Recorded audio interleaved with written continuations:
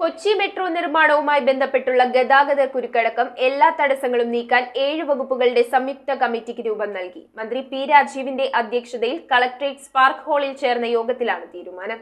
പാലാരിവട്ടം ജവഹർലാൽ നെഹ്റു സ്റ്റേഡിയത്തിൽ നിന്ന് കാക്കനാട് വരെ നീളുന്ന കൊച്ചി മെട്രോ രണ്ടാം ഘട്ട നിർമ്മാണവുമായി ബന്ധപ്പെട്ട വിവിധ തടസ്സങ്ങളും പ്രശ്നങ്ങളും അടിയന്തരമായി പരിഹരിക്കുന്നതിനും പ്രവർത്തനങ്ങൾ ഏകോപിപ്പിക്കുന്നതിനുമായാണ് 7 വകുപ്പുകളുടെ സംയുക്ത കമ്മിറ്റിക്ക് രൂപം നൽകിയത്. ഗതാഗത കുരുക്ക്, കേബിളുകൾ നീക്കൽ, വൈദ്യുതി വിതരണ ക്രമീകരണം, റോഡിന് വീതി കൂട്ടൽ തുടങ്ങി വിവിധ വകുപ്പുകളുമായി ബന്ധപ്പെട്ട പ്രശ്നങ്ങൾക്ക് അടിയന്തര പരിഹാരം കാണുന്നതിനാണ് കമ്മിറ്റി രൂപീകരിച്ചിരിക്കുന്നത്. 3 ദിവസം കൂടുമ്പോൾ കമ്മിറ്റി യോഗം ചേർന്ന് വിവിധ പ്രശ്നങ്ങൾക്ക് പരിഹാരം കാണണമെന്നും നിർദ്ദേശമുണ്ട്. പൊതുമരാമത്ത് വകുപ്പ്, KCB, water authority, police, Thrikkakara നഗരസഭാ സെക്രട്ടറി, RTO, കൊച്ചി മെട്രോ എന്നിവരാണ് കമ്മിറ്റിയിലുള്ളത്. മന്ത്രി പി രാജീവിന്റെ അധ്യക്ഷതയിൽ കളക്ടറേറ്റ് സ്പാർക്ക് ഹാളിൽ ചേർന്ന യോഗത്തിലാണ് തീരുമാനം. മെട്രോ നിർമ്മാണവുമായി ബന്ധപ്പെട്ട് പാലാരിവട്ടം കാക്കനാട് റൂട്ടിലെ ഗതാഗത കുരുക്ക് പരിഹരിക്കുന്നതിന് മുൻഗണന നൽകും.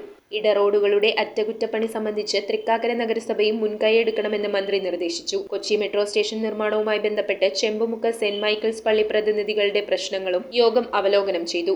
MP Hibi Eden, MLA Uma Thomas, Kochi metro MD Loknath Behera, Thrikkakara നഗരസഭാ ചെയർപേഴ്സൺ രാധാമണി പിള്ള, ജില്ലാ കളക്ടർ NSK ഉമേഷ്, തൃക്കാക്കര നഗരസഭയിലെ ജനപ്രതിനിധികൾ, വിവിധ വകുപ്പ് ജീവനക്കാർ തുടങ്ങിയവർ പങ്കെടുത്തു. News bureau, Ernakulam.